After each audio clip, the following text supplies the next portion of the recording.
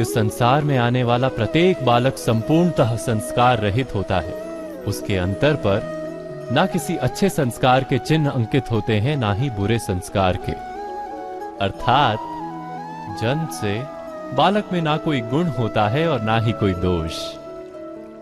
तो ये दोष अथवा गुण किस प्रकार प्राप्त होते हैं, क्या हमने कभी विचार किया है?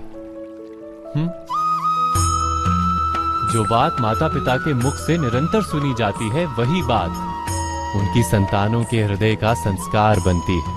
जैसे किसी गांव में नदी तट तक एक पगडंडी बन जाती है केवल उस मार्ग पर बार बार चलने के कारण। अर्थात माता पिता के हृदय की इच्छाएं उनकी संतानों के हृदय का दोष अथवा गुण बनकर जन्म लेती हैं। क्या ये सत्य नहीं?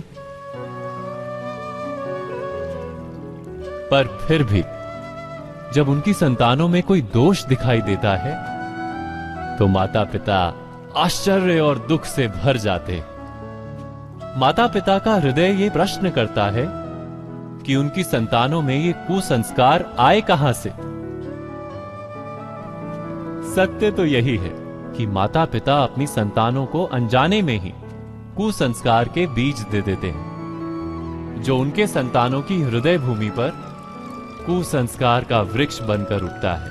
अर्थात अपनी संतानों को सुसंस्कारी और धर्ममय बनाने की आशा रखने वाले प्रत्येक माता पिता को प्रथम अपने हृदय की इच्छाओं पर अंकुश रखना क्या अनिवार्य नहीं?